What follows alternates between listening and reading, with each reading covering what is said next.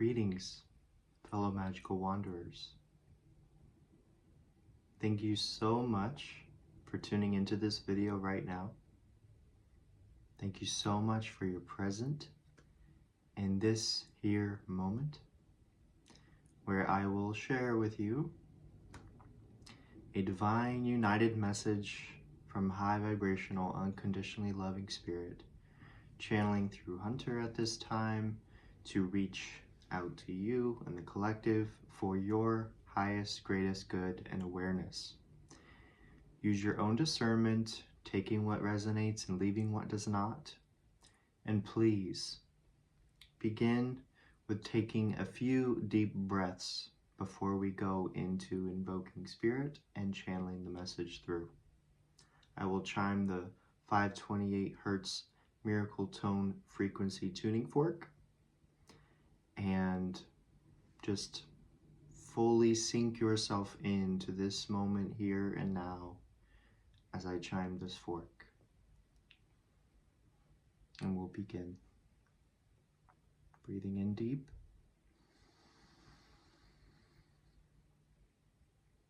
Exhale.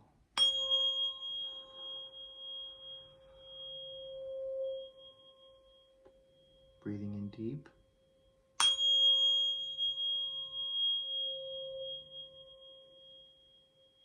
Exhale.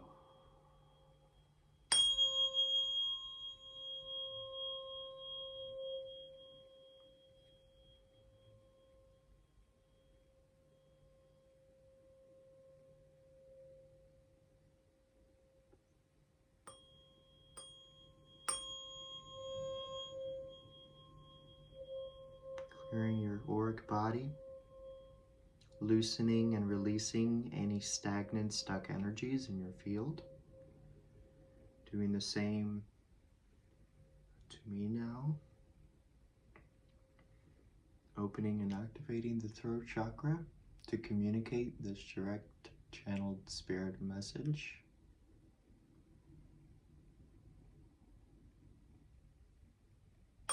Aligning the heart and mind for coherence, clarity, guidance,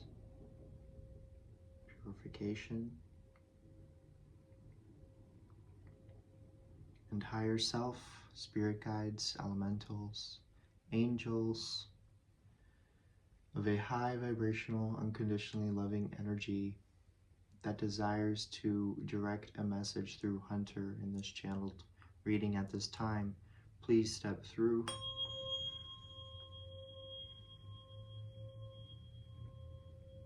I'm open. I'm ready to receive. Thank you for thy presence.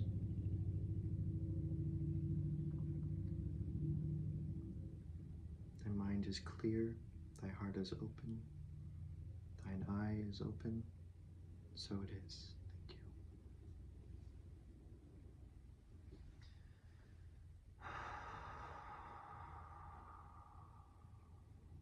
I will first start by saying that intention is what creates magic. The intention, not the actual result of what the magic brings, but it's the seed of thought, of desire, of insight, of intention, that you're giving life to an idea that is floating out here in an abyss, just infinitely floating. You're planting a seed in that direction, that intention, and with that, you allow your energy and intention to go into that direction, allowing nourishment unto that seed for it to begin bloom, for it to be unto life. So in saying that, realize that you can bring to life magic anywhere in your life, at any time, at any moment, in whatever phase of who you are and what you're experiencing right now in life. Magic is eternal, It is effervescence. It is always present all around us.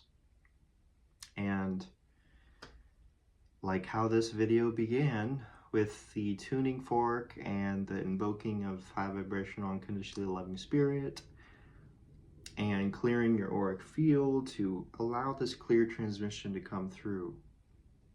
While I am doing all this, it's not so much the movements and it's not so much the tuning fork or my words that I'm speaking, as much as it really is what light I'm seeing in my eye, and this light is pouring in to this intention I have in my heart to bring this unto you.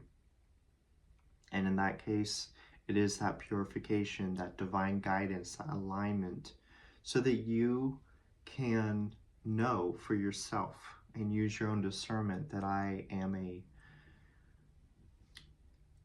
a pure vessel and a trusted source to receive this guidance and message from directly from Spirit. And the first message that Spirit was wanting to communicate upon is intention, and how you can really succeed at anything in life. You can achieve your dreams, you can make your goals, whatever you're really truly wanting in your life, you can achieve it, and it is yours. If you know your intention in going towards that in the first place. Do you know why you want it? Do you know what it's actually going to bring you? And also, are you detached from how it's potentially going to turn out different when it actually comes to fruition? I can talk about that for a long time because it's something I'm passionate about and knowledgeable of and have a lot of experience through. But really, all around me in my life and in Hunter's life, there's magic. There's divine guidance. There is this vessel that is embodying that guidance and walking it through unto life with that intention of wanting to connect to more, wanting to connect and unite with the truth of life, with the juice of the eternal beauty and abundance that life has to offer. That intention is to always grow and evolve.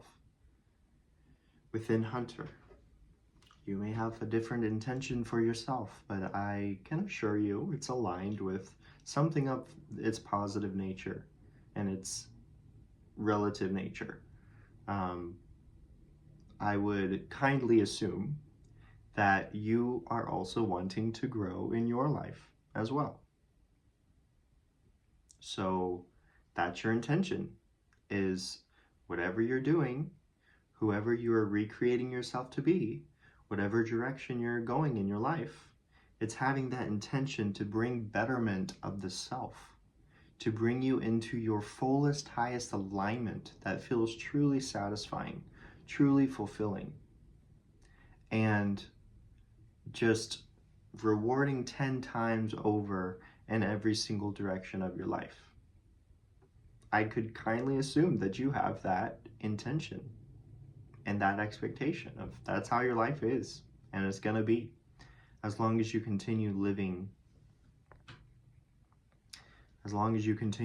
through that intention. And I'll go into this idea of intention a little bit deeper and go into some history of it. So back in the day, and even nowadays, when there are self-healing practitioners who are conjuring up medicines and sacred healing tools, and, you know, for example, when witches were more so prevalent, but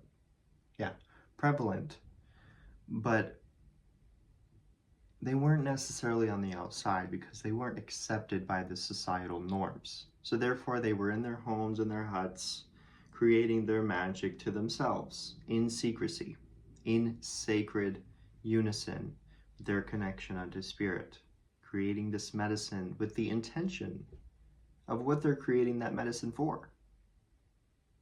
Or are they just throwing a bunch of spices and rat feet and mugwort and rosemary and spoiled milk into a cauldron just for some odd reason? I doubt it. Especially the more insightful and knowledgeable you are on the topic that you are trying to collaborate with or bring a healing incantation to. For example, creating a medicine to help treat a sick child, you know. It's that same thing. You're creating that medicine with that intention that this is being done so to bring healing to this child. And yeah, I don't quite know why I'm going this deep into the subject, but I feel like offering these examples and things help create more of a relational connection to those who are actually receiving this message precisely just for them to the T. And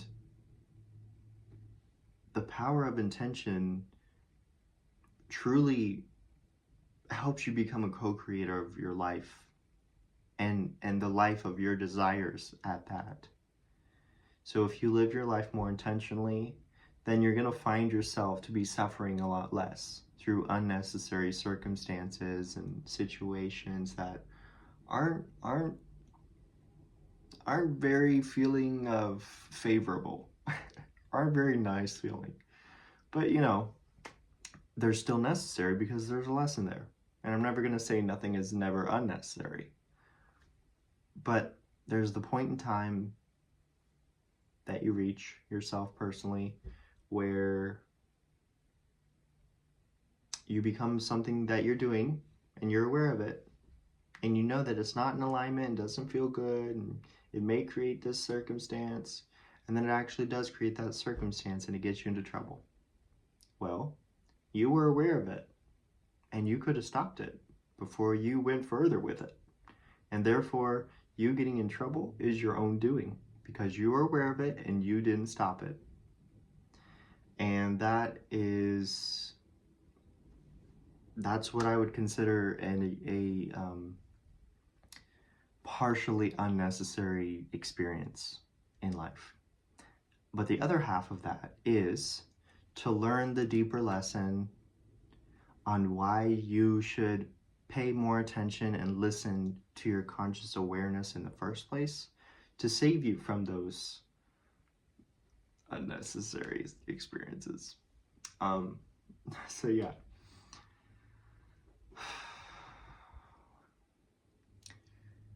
But there really is something powerful about today. You know, most would view this as, oh, this is a video that was released on Easter and the resurrection of Jesus Christ and all that. As much as I do practice alongside and believe in my soul brother Jesus Christ, I still recollect the memory of what this day actually is. And this day is perhaps like something like any other ordinary day. Excuse me. But I feel that humans perhaps feel a need to create some kind of event to keep themselves feeling excited or looking forward to something, or even have a holiday off from work or school, to create more of a meaning, some kind of thing in life. But really what this day is it's a day where nature is becoming profoundly more mature in its rebirthing cycle, where it's more so a final tipping point of winter going into spring. Well, now spring it's been steeping for a minute now, ever since March 21st, or if you really want to go into it, March 19th, when the spring equinox was happening, which is the true new year, because that's literally when winter ends and spring begins. But you have a 7-day rest period in between winter ending and spring beginning, and those are known as the days out of time. And that's essentially where, you know, the calendar that we know today, this one, that we somehow try to follow and make sense of, actually doesn't make sense, and it does not match the truth of nature and daylight and moonlight and the cycles and everything. It's very swapped and mixed up. So that's when it comes into your intuition and your discernment to resonate with what you believe in. But again, today I feel like spring is really steeped and maturing even deeper. The flowers are blooming even brighter. The trees are just filling out more. The sky is becoming more pure and full of fresh air and puffy white clouds. And the soil is also occurring in a process that is allowing for more dense germination, so that the growth period of dormant seeds that have been laying down under there and under the snow and rain over the winter months and autumn, really ever since last spring, has been laying down there dormant, and now the sun's coming out, the trees are filling out more, flowers are blooming fully open, and the soil is beginning to truly activate. And that's what's bringing all these new plants up, because it's a powerhouse right now. And that's what today and every single day is all about, is a resurrection. Allowing yourself to come unto fruition. Allowing the darkness to come unto light. And allowing the light to be humbled by the darkness. And allowing it to be centered in non-duality. So that nature can just be what it is. Just like you can be just who you are and what you are in essence, in nature, in your true, most authentic self, which is the universe had an intention to bring life to this experience. Okay, that's a seed. And now we're going to bring that seed with that intention of bringing ever-evolving life. And we're going to put it on this planet. This random planet floating in space that can inhabit a species and a living organism to evolve that matches DNA and energetic wavelength of this intentional seed that the universe is planting. So basically it creates itself. And you being that seed, you're planted in the ground. I mean, think about it. You're planted in the ground. You start from the ground up, and then you decay back down into the ground. Slowly but surely, and eventually, the body goes back to where it started. And don't you think, for example, say you die and you are buried in the ground, or maybe you don't have that proper modernized burial where you're in a casket and you're put down into the ground 6 feet under.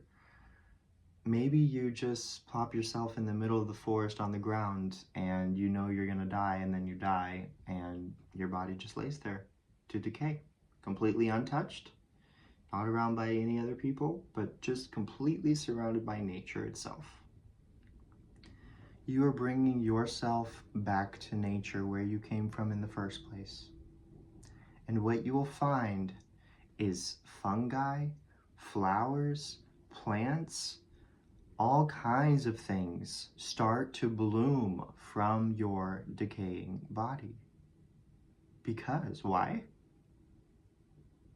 You are that universal seed of intention to bring life and nature unto this planet. And you are nature. There's no separation.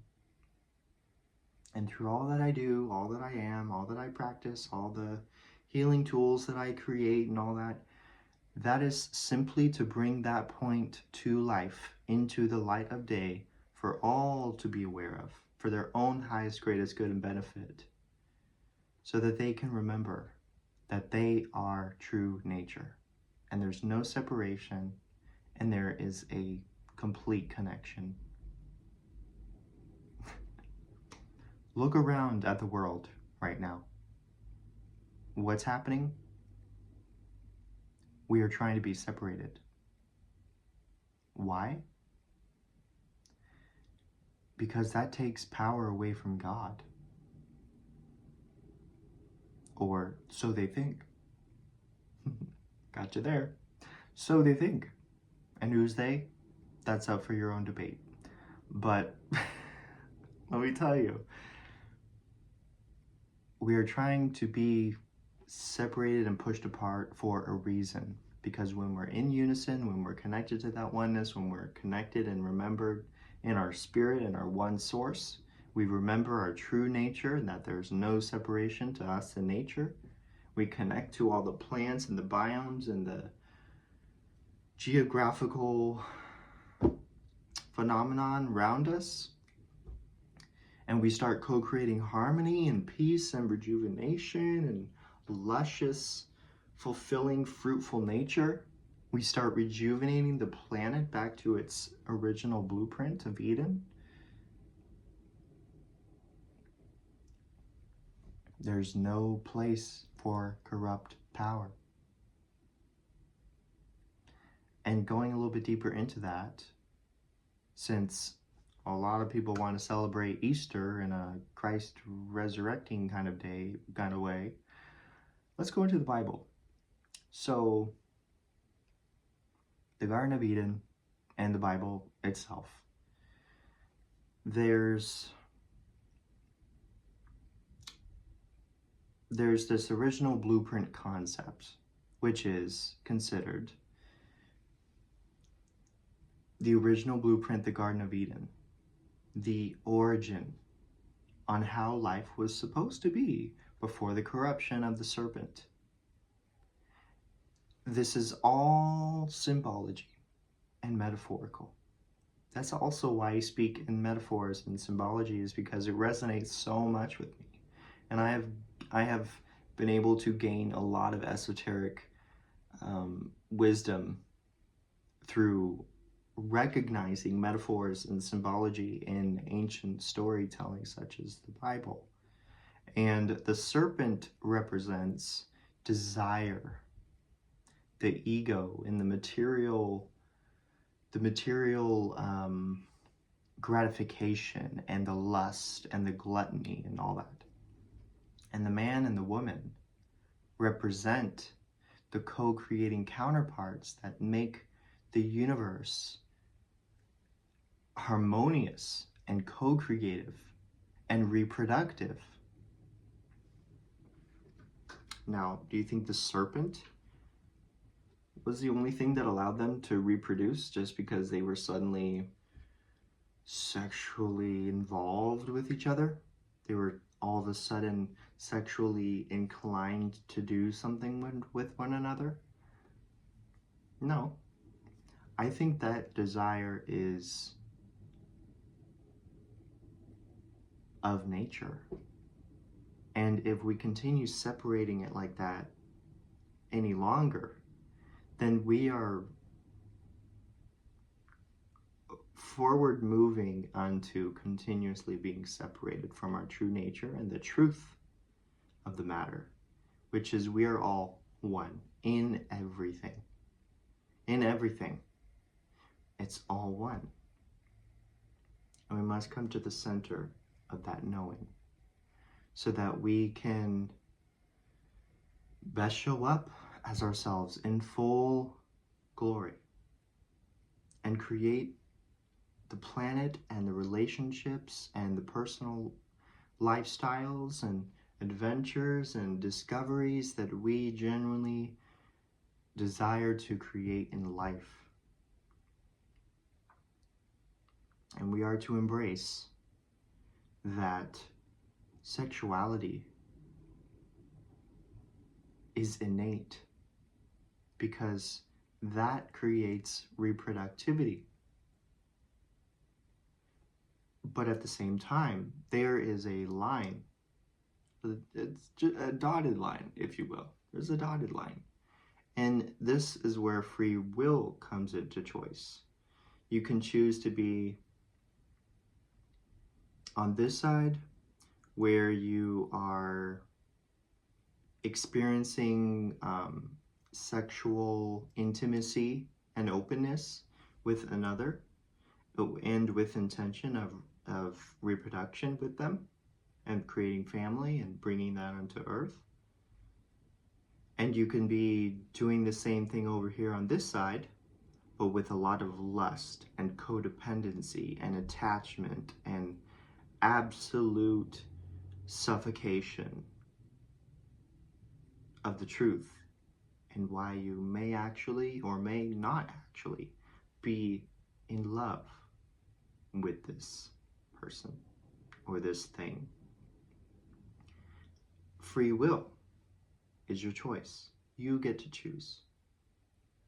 You can pick a side. You can.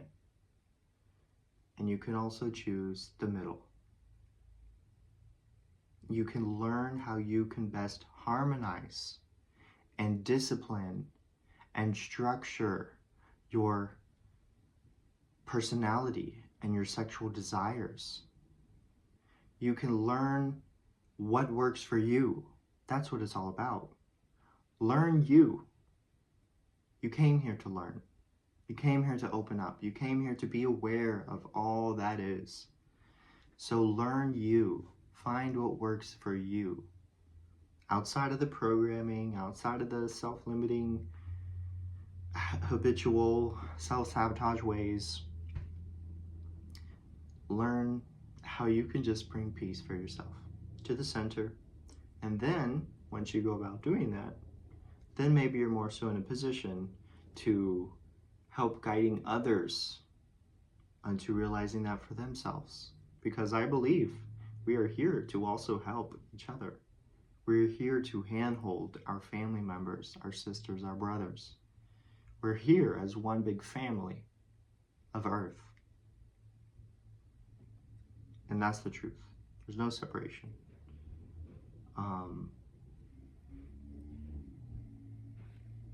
And by choosing to come into the middle and successfully doing so for yourself and whatever that looks like for you in whatever way you find that to be fulfilling in your life, then you can best know what kind of intentions you're having towards your life, towards the relationships you're opening up to and wanting to nourish, and grow, or even if you have intentions to no longer continue certain relationships because they've been harming you or abusing or not seeing who you truly are and reciprocating. You know, there's all kinds of... My battery's about to die. There's all kinds of ways and paths and routes and lifestyles and changes that are completely open for your embrace in this here moment right now. And I believe that is what today brings unto the collective's awareness, is that there is always opportunity for rebirth. There's always opportunity to come more into the truth of who we know ourselves to be in our true nature, aligned with our core values, aligned with our morality, aligned with our center and our connection with spirit, our brain, heart, and gut coherence, and the access and unification of the divine feminine and the universe and the divine masculine and the body. So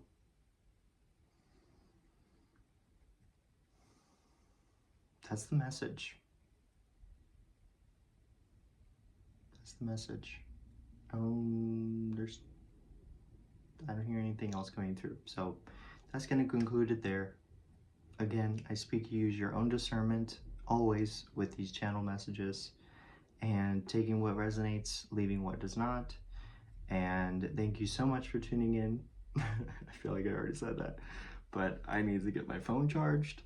And I speak you have an absolutely beautiful, glorious day, celebrating who you are now and seeding new intentions for what you're creating in your life and what you are wanting to bloom so abundant and fruitful in and as and through your life.